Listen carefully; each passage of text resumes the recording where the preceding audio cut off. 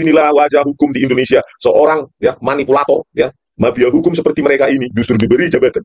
Ini lagi dengan Balige Academy di tepian Danau Toba yang indah.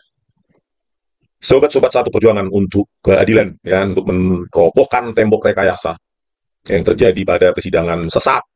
Ya, Jessica Kumala Wongso menjadi korban rekayasa para mafia hukum ini. Ya, kita tidak terima sebagai sesama anak bangsa yang memiliki keadilan yang sama di Republik ini. Ya, kita tidak boleh diam. Ya, karena Jessica adalah warga negara Indonesia. Tidak boleh mereka semena-mena melakukan perbuatan rekayasa tersebut, ya. Ini yang harus kita poin yang harus kita tekankan, ya. Tidak boleh ada orang yang semena-mena ya menggunakan wewenangnya untuk merekayasa kasus, ya. Karena memangnya siapa mereka? Negara ini bukan milik nenek moyang mereka. Saya ulangi lagi, ya. Negara ini bukan milik nenek moyang mereka. Ya, kita sama. Ya, satu hak, satu kewajiban, sama. Gitu. Oleh karena itu kita tidak boleh bungkam. Kalau kita bungkam, mereka menganggap derajat mereka lebih tinggi dari kita. Ya, sesama-sama bayar pajaknya kita di Republik ini, ya. Beli permen pun di Indo April bayar pajak sekarang. Jadi hak kita sama. Oke pemirsa, ya. Kali ini kita akan membahas lagi, ya, supaya memperpanjang jejak digital. Bagaimana Ardhito Muardini, seorang jaksa ini, ya, yang sekarang, yang dulu tahun 2016 menjadi ketua tim jaksa. Ya, saat Jessica disidang, dituntut, didakwa, dipidana, inilah orang yang ketua tim jaksanya. Ardhito Muardini. Dia pernah menjabat sebagai kepala Kejaksaan Negeri Jakarta Timur. Sekarang dia asisten pidana khusus Kejaksaan Tinggi Jatim. Karirnya ya naik karena kasus Jessica Kumala Wongso. Ya, karirnya melambung. Seolah-olah manusia ini cerdas. Ya, menang. Ya, padahal bukti yang dipegang, ya, yang ada di jaksa selalu mengalami perubahan bukti digital, flash disk. Dan dia membiarkan itu terjadi, padahal dia ketua tim jaksa. Tidak mungkin dia tidak tahu. Ya, tidak mungkin dia tidak tahu.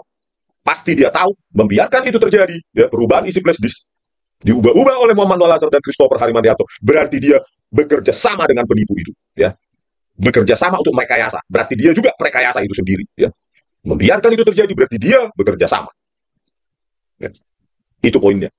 Ya, padahal dia sekarang dibayar rakyat sebagai asisten pidana khusus dengan segala macam gaji dan jabatannya. Ya, sebenarnya harusnya Jaksa Agung malu. Ya. Parah sekali. Ya, inilah wajah hukum di Indonesia. Seorang ya manipulator, ya mafia hukum seperti mereka ini justru diberi jabatan. Ya. Inilah wajah hukum di Indonesia. Ya. Biar kalau ada jaksa-jaksa yang nonton, biar kalian tahu, ya. Biar kalian mempermalukan ini. Ardhito Muardini itu suruh, ya, Jaksa Agung untuk merespon. Kalau tidak, terus saya tampilkan thumbnail mereka satu persatu berulang terus. Satu statement akan saya bahas dalam satu thumbnail YouTube. Inilah, ya, kita kupas lagi. Bagaimana mungkin bulan 7, ya, Juli, 21 dan 26 Juli ditambahkan atau diedit. Ya, pada flash disk yang dipegang jaksa ini, ya, ditambahkan bulan Juli. Screenshot ini ada pada saat Jessica dihadirkan sebagai terdakwa, ya, 28 September 2016. Ya, ini. Tidak mungkinlah si Ardhito Muardini ini tidak tahu, ya, penambahan, pengeditan. Ini, ya, get modified. Bulan 7. Sidang sudah sedang berlangsung sejak 15 Juni 2016. Ya. Tidak mungkin Ardhito Muardini ini selugu itu. Dia pasti tahu perubahan pada flash disk.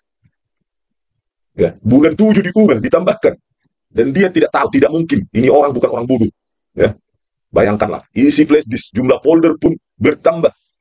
Bagaimana kualitas jaksa semacam ini? Ya. Parah sekali. Perubahan isi folder CCTV 3 juga sedemikian barbarnya. Brutal. Pada saat Agus Triyono dihadirkan sebagai saksi fakta 20 Juli 2016. Isi folder CCTV 3 di tangan jaksa ini. Ya. Itu 3 file video. Satunya ini keabuan. Sengaja dibuat keabuan. Coba. Untuk menghilangkan jejak warna sisa kopi yang diminum Mirna Salihin, mereka sengaja buat keabuan. Supaya tidak bisa dianalisa di persidangan. Inilah isi folder CCTV 3 yang diputarkan dari tangan jaksa. Isinya 3 file video. Sementara pada saat Rasmiati dihadirkan di persidangan 28 Juli 2016, isi folder CCTV 3 hanya 2 file video saja, ya. Inilah dia. 17-18, ya, 1 video warna, 1 video keabuan. 17-18, tepat saat Mirna Salihin datang ke Cafe Olivier, itu sengaja mereka buat keabuan seperti ini. Inilah perbuatannya para jaksa ini. Ya, mereka dengan sengaja membiarkan isi flash disk berubah-ubah sesuai dengan kepentingan mereka, sesuai keinginan dari manipulator. Ya, berekayasa Muhammad Noah Al-Azhar dan Christopher Hariman Rianto. Inilah dia. Ini adalah isi folder CCTV 3 pada saat Muhammad Noah Al-Azhar dihadirkan sebagai saksi ahli. Ya, 10 Agustus 2016. Ya, sama dengan ketika Rasmiati, dua file video, satu video berwarna dan satu video keabuan, tepat 17.18 saat Mirna Salihin datang ke Cafe Olivier. Ini lagi perubahan ya yang dibiarkan dan dikerjasamakan dengan Muhammad Noah Al-Azhar pada saat Muhammad Noah Al-Azhar dihadirkan sebagai saksi ahli 10 Agustus. Isi folder CCTV 7 hanya dua file video, ya, dua potongan saja. Ya, ini dia, hanya ada dua file ini. Tetapi ketika Agus Triyono ya dihadirkan di persidangan sebagai saksi fakta, ada 4 file video jadi 4 pada tanggal 20 Juli 2016. Si folder 7 berubah ya, dipotong-potong sesuka mereka.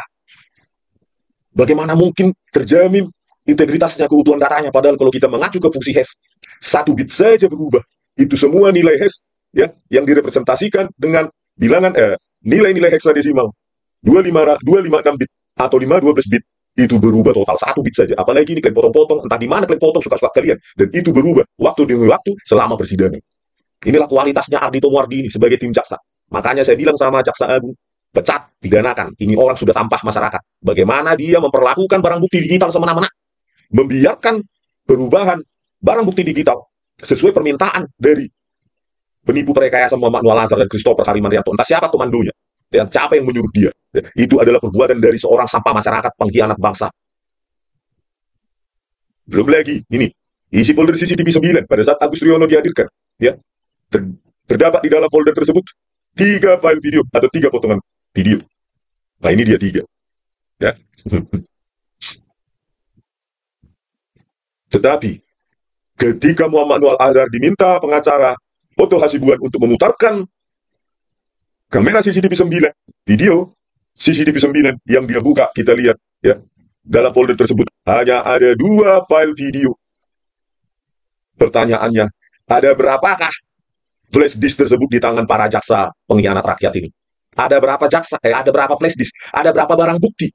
Sesuka-suka kalian, isinya berubah, jumlah folder berubah, isi folder berubah. Setelah itu semena-mena dipotong, dibuat keabuan, dibuat lagi kabur dengan downscaling. Dan itu dibiarkan oleh orang semacam ini, si jaksa ini. Seolah-olah negara ini milik nenek moyang mereka, hukum mereka merasa di atas hukum. Ya, itulah. Mereka sampai saat ini masih aman di institusinya, ya. Jaksa Agung melindungi mereka, makanya kita harus berteriak lebih keras. Saya yakin Jaksa Agung sudah mendengar, ya, tetapi tidak berbuat apa-apa, artinya melindungi. Oknum-oknum busuk seperti ini, kotor, manipulatif, pengkhianat rakyat. Jaksa semacam ini harus dihapus dari gaji dari rakyat, harus dipecat dan dipidanakan karena dengan sengaja ya bekerja sama dengan Muhammad Noah Al-Azhar membiarkan isi flash di situ berubah. Bukan hanya berubahnya secara brutal.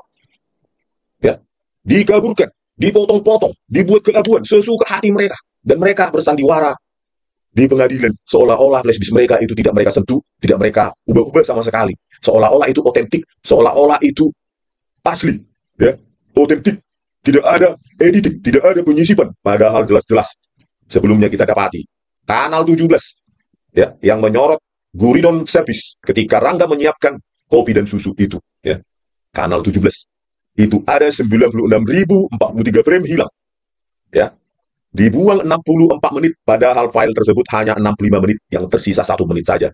Itu editing paling brutal dan biadab di muka bumi ini, ya. Ini saya ulangi lagi, metadata untuk Kanal 17 ya, untuk ini menangkap Guridon Service itu di metadatanya 98.750 frame. Yang dianalisa, yang ditemukan oleh Muhammad Nuh 2.707 frame, berarti ada 96.043 frame hilang, sengaja dibuang, padahal durasinya hanya 1 jam 5 menit atau 65 menit, ya. Kalau dikalkulasi 96.043 frame dibagi 25 frame per detik, dibagi menit 60, ya, dibagi jam 60, maka dapat 64 menit atau 1 jam 4 menit. Jadi tersisa 1 menit saja. Inilah editing paling brutal, makanya saya bilang pada Kapolri, kalau pengkhianat bangsa ini, pengkhianat rakyat ini, ya, Kombes Pol Muhammad Noah Al-Azhar ini tidak dipecat dan dipidana, ganti sajalah Lab Forensik Digital Mabes Polri menjadi studio animasi video, ya. Karena pekerjaannya Muhammad Anwar Al-Azhar di sana bukan forensik, tetapi animasi, mengedit. Gitu.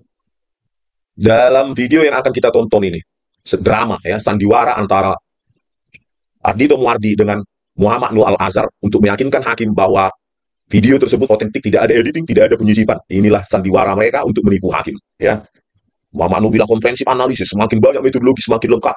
Ada hash analisis. Waduh, tinggi kali ya, seolah-olah dia paham ya.